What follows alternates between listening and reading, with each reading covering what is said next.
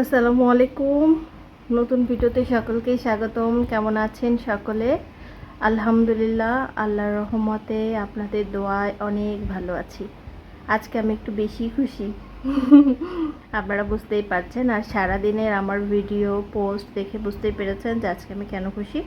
তো আজকে আমার খুশির কারণ হচ্ছে আমি ঈদের জন্য বাসায় যাচ্ছি। টানটানা। তো আপনারা কে কবে কখন রওনা দিচ্ছেন, কার টিকিট কবে থেকে বা কার অফিস কবে থেকে ছুটি, কমেন্টে অবশ্যই জানাবেন, ঠিক আছে? এখন বাজে রাত 9:30 আমার গাড়ি 10টায়। আমি এখনও রেডি হইনি। আমি এখন ভিডিও করতেছি। আমি এতক্ষণ ধরে আমার ব্যাগ গুছাইলাম। অফিস থেকে অনেক আগে চলে আসছি। 2:30টার দিকে অফিস থেকে বের হয়েছি। রাস্তা জ্যাম থাকার কারণে 4টায় পৌঁছেছি বাসায়। তো বাসায় পৌঁছানোর পরেও যে কাজ থাকে না, বিষয়টা এমন না। যেহেতু থাকবো না 5-7 দিন 8 দিন, তো বাসায় এসে অনেক কাজ ছিল, সেগুলো কমপ্লিট করার পরে আমি ব্যাগটা একটু আগে গোছানো শুরু করছি। আমার ব্যাগ গোছাতে বেশিক্ষণ লাগে না, কারণ আমি বেশ কয়েকটা ছোটো অল্প কিছু কাপড় নেবো, সুতি কাপড়ই নেব। আর এত বেশি ভারী জামা কাপড় নেব না যে আমার অনেক কিছু গুছাইতে হবে। তো যাই হোক, আমার ব্যাগটা যে গুছাইছি সেটা দেখেন। আর যারা সংসারী বা যাদের অনেক দায়িত্ব থাকে, যারা মনে করে যে না আমার গুছায় যাইতে হবে, আর কোথাও যেতে গেলেও অনেক কাজ, এসেও অনেক কাজ, দেখায় ছানো টুকিটাকি লাগেজ রেডি হয়েছেই, এখনও ফাইনাল বাকি আছে। বাজে ঘড়িতে রাত 9:30। চলে যাচ্ছি বাড়ি। ঈদে বাড়ি যাচ্ছি, আমি রেডি। ফ্রি বাসা থেকে যে মাছ টাছ পাঠায়, বাসায় হচ্ছে কনস্ট্রাকশনের কাজ, উপরে পুরো সিঁড়ি ধুলো ধুলো। আমাদের বাড়িওয়ালা অনেক পরিষ্কার করে রাখে, কিন্তু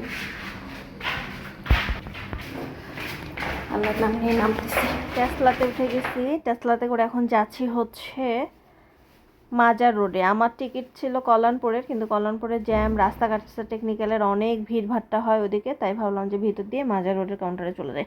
তো কাউন্টারে এসে বসে আসি। বসে বেশিক্ষণ বসতে হয়নি, কারণ আমি একটু দেরি করে বেরিয়েছিলাম। 10টার গাড়ি, আমি এখানেই পৌঁছেছি 10টা 15-তে। আর 10টা 48-50-এর দিকেই গাড়ি চলে আসছে। আর এখানে বেশি ভিড় ছিল না, কারণ বেশিরভাগ মানুষ গাবতলী থেকে, কল্যাণপুর, আসাদগঞ্জ ওগুলা থেকে উঠে গেছে। গাড়ি ভর্তি ছিল। আমি শুধু এখান থেকে উঠছি, আর আরেকটা আপু ছিল, আপু মানে আপুর ফ্যামিলি, আমার পরিচিত না, মানে এমনি।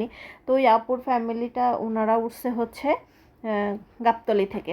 এই যে আপনার ভাইয়া, আমার একটা লাগেজ আর বালতি।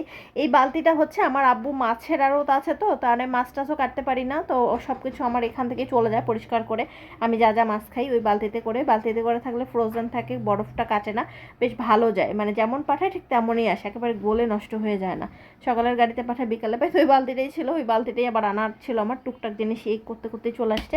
এই যে আমার, তারপর এত গরম লাগতেছিল, আমার কাউন্টারের কারেন্টও নেই, জেনারেটরও নেই। পরে আপনার ভাইকে বললাম আমাকে আইসক্রিম বা কিছু কিনে দাও, পরে ও আইসক্রিম কিনে দিচ্ছে। আইসক্রিমটা মাত্র আমি খুলছি, এর মধ্যেই গাড়ি চলে আসছে। আর এতক্ষণ ধরে গাড়ি নেই। তো গাড়িতে উঠে গেছি, গাড়িটা আল্লাহর নাম নিয়ে ছেড়ে দিছে, আলহামদুলিল্লাহ। আর জীবনের প্রথম মনে হয় আমি এত তাড়াতাড়ি, মানে জ্যাম ছাড়া ঈদে বাসায় আসছি। যদিও ঈদের কয়েকদিন আগে রওনা দিছি এবার, ওই যে আমার বোন আসছে সবাই জানেন। ঘুম দিছি আমি, গাবতলী পার হয়ে হেমায়তপুর পার হয়ে একটা ঘুম দিছি।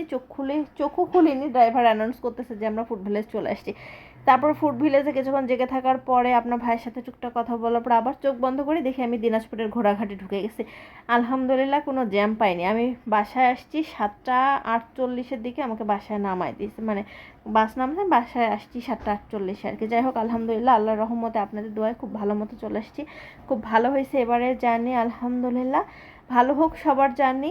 ভালো থাকবেন, আল্লাহ হাফিজ।